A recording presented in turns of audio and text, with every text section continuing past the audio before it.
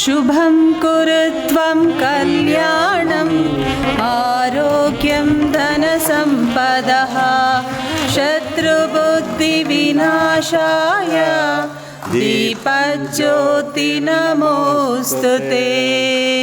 ಅಸತೋ ಮಾ ಸದ್ಗಮಯ ತಮಸೋ ಮಾ ಜ್ಯೋತಿರ್ಗಮಯ ಮೃತ್ಯೋರ್ಮಾ ಅಮೃತಂಗಮಯ. ಓಂ ಶಾಂತಿ ಶಾಂತಿ ಶಾಂತಿ. ಸಮಾಜ ಸೇವೆ ಕ್ಷೇತ್ರಗಳಲ್ಲಿ ನೀಡಿರುವ ಅಪೂರ್ವ ಕೊಡುಗೆಯನ್ನು ಪರಿಗಣಿಸಿ ಶ್ರೀ ಪ್ರಸನ್ನ ವೀರಾಂಜನೇಯ ಸೇವಾ ಟ್ರಸ್ಟ್ ವತಿಯಿಂದ 12ನೇ ಅಂತಾರಾಷ್ಟ್ರೀಯ ಯೋಗ ದಿನಾಚರಣೆಯ ಅಂಗವಾಗಿ ಯೋಗರತ್ನ ಎಂಬ ಬಿರುದನ್ನು ಪ್ರದಾನ ಮಾಡಿ ಸತ್ಕರಿಸುತ್ತಿರುವುದು ನಮಗೆ ಹೆಮ್ಮೆಯ ವಿಚಾರವಾಗಿದೆ. ಶ್ರೀ ಪ್ರಸನ್ನ ವೀರಾಂಜನೇಯ ಯೋಗರತ್ನ ಪ್ರಶಸ್ತಿಯನ್ನು ನಮ್ಮ ಸೇವಾ ದತ್ಯ ವತಿಯಿಂದ ಪ್ರದಾನ ಮಾಡಿ ಗೌರವಿಸಲಾಗಿದೆ. KN ನಾಗೇಶ್ರಾವ್, ಟ್ರಸ್ಟಿ ಶ್ರೀ ಪ್ರಸನ್ನ ವೀರಾಂಜನೇಯ ಸೇವಾ ಟ್ರಸ್ಟ್, ನ್ಯಾಯಮೂರ್ತಿ ಡಾಕ್ಟರ್ ವಿ ಶ್ರೀಶಾನಂದ, ಗೌರವಾನ್ವಿತ ನ್ಯಾಯಾಧೀಶರು, ಕರ್ನಾಟಕ ಹೈಕೋರ್ಟ್ ಹಾಗೂ ಮುಖ್ಯ ಅತಿಥಿಗಳು. ಯೋಗಾಭ್ಯಾಸ ಇಡೀ ಜಗತ್ತಿನಾದ್ಯಂತ ನಡೀತಿರ್ತಾರೆ. ತಮಗೆಲ್ಲರಿಗೂ ಕೂಡ ಗೊತ್ತಿರುವಂಥ ವಿಷಯ. 197 ದೇಶಗಳಲ್ಲಿ 195 ದೇಶಗಳಲ್ಲಿ ಇವತ್ತು ನಡೀತಾ ಇದೆ. ಒಟ್ಟು ಒಂದು ಅಂದಾಜಿನ ಸಂಖ್ಯೆಯ ಪ್ರಕಾರದಲ್ಲಿ ನಾವು ತೆಗೆದುಕೊಂಡಾಗ 870 ಕೋಟಿ ಜನಸಂಖ್ಯೆಯಲ್ಲಿ 30 ಕೋಟಿ ಜನಸಂಖ್ಯೆ ಇವತ್ತು ಯೋಗಾಭ್ಯಾಸ ಮಾಡ್ತಿದ್ದಾರೆ ಅನ್ನೋದು ದಾಖಲೆ ಆಗಿದೆ. ಹಾಗೆಯೇ ಜಾಗತಿಕವಾದಂಥ ಕೇವಲ ಇದು ಆಧ್ಯಾತ್ಮಿಕ ಶಾರೀರಿಕ ಆರೋಗ್ಯಕ್ಕೆ ಮಾತ್ರ ಸೀಮಿತ ಅಲ್ಲದೇ ವಹಿವಾಟಿನಲ್ಲೂ ಕೂಡ ಬಹಳ ಮುಂದೆ ಇದೆ. ಇಲ್ಲಿ ಇತ್ತೀಚಿನ ದಿನವರೆಗೂ ಈ ವರ್ಷದವರೆಗೂ ಕೂಡ ಸುಮಾರು 6.5 ಲಕ್ಷ ಕೋಟಿ ಜಗತ್ತಿನಾದ್ಯಂತ ಯೋಗದಿಂದ ಆದಂಥ ವಹಿವಾಟು. ಇದು ಮುಂದಿನ 2030ಕ್ಕೆ 17 ಲಕ್ಷ ಕೋಟಿಯನ್ನು ತಲುಪುತ್ತೆ ಅಂತ ಒಂದು ಅಂದಾಜು ಮಾಡಲಾಗಿದೆ. ಯೋಗ, ವೇದಾಂತ, ಚಿಕಿತ್ಸಾ ವಿಜ್ಞಾನ ಮತ್ತು ಮಾನವೀಯ ಮೌಲ್ಯಗಳ ಸಮನ್ವಯದ ಮೂಲಕ ಸಮಾಜದಲ್ಲಿ ಆರೋಗ್ಯಕರ ಜೀವನ ಶೈಲಿ ಮತ್ತು ಆಧ್ಯಾತ್ಮಿಕ ಜಾಗೃತಿಯನ್ನು ಬೆಳೆಸುವ ಅವರ ಪ್ರಯತ್ನಗಳು ಶ್ಲಾಘನೀಯವಾಗಿದ್ದು ಯುವ ಪೀಳಿಗೆಗೆ ಆದರ್ಶಪ್ರಾಯವಾಗಿದೆ.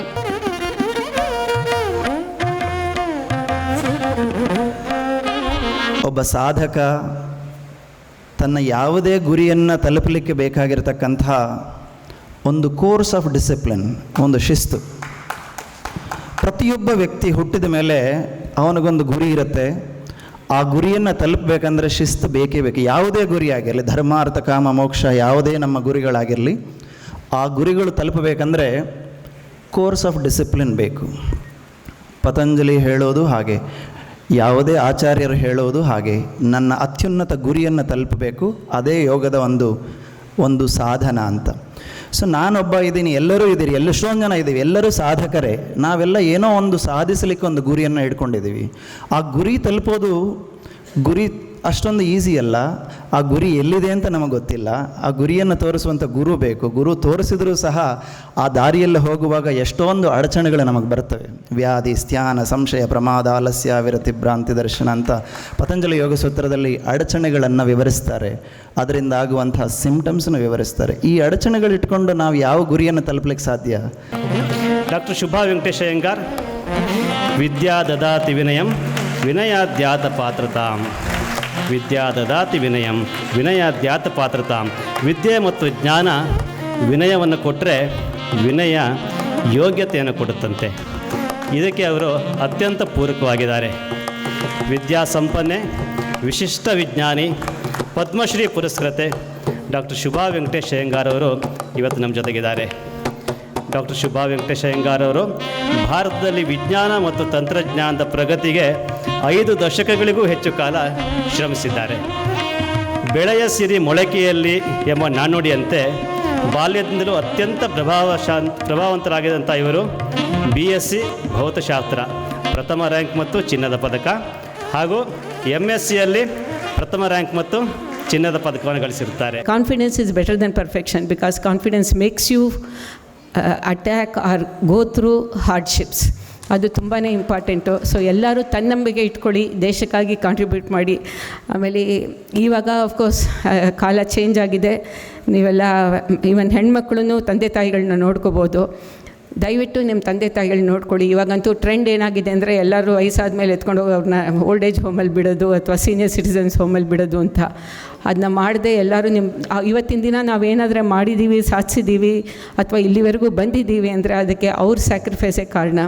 ನಾವು ಯಾವಾಗಲೂ ಹೇಳ್ತೀವಲ್ಲ, ಮಾತೃದೇವೋಭವ, ಪಿತೃದೇವೋಭವ ಆ್ಯಂಡ್ ಆಚಾರ್ಯ ದೇವೋಭವ. ಅವ್ರು 3 ಕೊಟ್ಟಿರೋ ನಾಲೆಡ್ಜಿಂದ ನಾವು ಇವತ್ತಿನ ದಿನ ಏನೇ ಸಾಧಿಸಿರ್ಬೋದು, ಯಾರೇ ಆಗಲಿ ಅದೊಂದು. ಆಮೇಲೆ ಇನ್ನೊಂದೇನು ಅಂದರೆ, ಈ ದೇಶ ನಮಗೆ ಕೊಟ್ಟಿರೋದ್ರಿಂದ every one should follow ethics, moral values and integrity. In a banking language we say, ಸಾಲ ತೊಗೊಂಡಾಗ ಈಕ್ವೇಟೆಡ್ ಮಂತ್ಲಿ ಇನ್ಸ್ಟಾಲ್ಮೆಂಟ್ಸ್ ಅಂತ ಹೇಳ್ತಾರೆ, EMI ಅಂತ.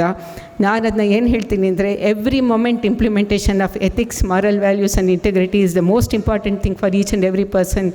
ಆ್ಯಂಡ್ ದೇಶಕ್ಕಾಗಿ ದುಡಿಬೇಕು ಅಂತ ಹೇಳ್ತೀನಿ. ನ್ಯಾಯ ತೀರ್ಪುಗಳಲ್ಲಿ ಆಳವಾದ ಜ್ಞಾನ, ನ್ಯಾಯಾಲಯದ ಗೌರವ, ಶಿಸ್ತಿನ ಬಗ್ಗೆ ಬದ್ಧತೆ, ಸರಳ ಜೀವನ, ಸಾತ್ವಿಕ ಚಿಂತನೆ, ಮೌಲ್ಯಾಧಾರಿತ ಬದುಕು ಅವರದ್ದು. ಇತ್ತೀಚೆಗೆ ಅಂದರೆ 2026ನೇ ಇಸ್ವಿನಲ್ಲಿ ಅಮೆರಿಕಾದ ಯೋಗ ಮತ್ತು ಸಂಸ್ಕೃತಂ ವಿಶ್ವವಿದ್ಯಾಲಯ ಅವರಿಗೆ ಗೌರವ ಡಾಕ್ಟರೇಟ್ ಪದವಿ ನೀಡಿ ಸನ್ಮಾನಿಸಿದೆ. ಯೋಗ ಅನ್ನೋ ಪದ ಸಂಸ್ಕೃತದ ಯುಜ್ ಅನ್ನೋ ಧಾತುವಿಂದ ಬಂದಿರತಕ್ಕಂಥ ಪದ. ಯುಜ್ ಅಂತಂದರೆ ಒಟ್ಟಿಗೆ ಸೇರಿಸ್ತಕ್ಕಂಥದ್ದು ಅಥವಾ ವರ್ಕ್ ಇನ್ ಟ್ಯಾಂಡಮ್ ಅಂತ ಕರಿತಬೋದು ಇಂಗ್ಲೀಷ್ನಲ್ಲಿ. ಎಲ್ಲವನ್ನು ಒಂದು ಸಮತೋಲಿತವಾಗಿ ಒಂದು ಯಂತ್ರ ನಡಿಬೇಕಾದ್ರೆ ಎಲ್ಲವೂ ಕೂಡ ಅದರ ಬಿಡಿಭಾಗಕ್ಕೂ ಕೂಡ ಹೇಗೆ ಕೆಲಸವನ್ನು ಮಾಡಬೇಕು, ಹಾಗೆ ಈ ದೇಹ ಅನ್ನೋ ಒಂದು ಯಂತ್ರವನ್ನು ಸುಲಲಿತವಾಗಿ, ಸಕ್ಷಮವಾಗಿ, ಸುರಕ್ಷಿತವಾಗಿ, ಆರೋಗ್ಯಪೂರ್ಣವಾಗಿ ನಡೆಸೋದಕ್ಕೆ ಬೇಕಾಗಿರ್ತಕ್ಕಂಥ ಮಾರ್ಗವೇ ಯೋಗ ಅಂತ ಸಿಂಪಲ್ಲಾಗಿ ಹೇಳ್ಬೋದು ಅಷ್ಟೆ.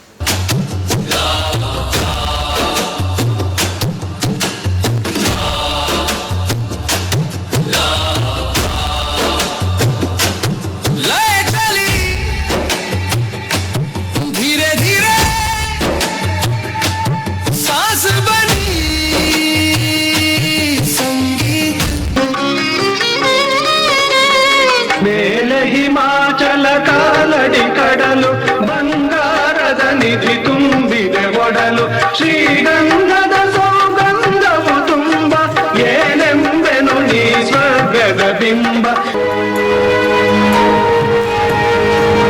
ಚಂದ್ರಕಾನಲ ಕೋಟಿ ಕೋಟಿ ಸದೃಶಿ, ಚಂದ್ರಾಂಶು ಬಿಂಬಾಧರಿ, ಚಂದ್ರಾರ್ಕಾಗ್ನಿ ಸಮಾನ ಕುಂಡಲಧರಿ, ಚಂದ್ರಾರ್ಕ ವರ್ಣೇಶ್ವರಿ, ಮಾಲಾ ಪುಸ್ತಕ ಪಾಶ ಸಾಂಕುಶಧರಿ, ಕಾಶೀಪುರಾಧೀಶ್ವರಿ.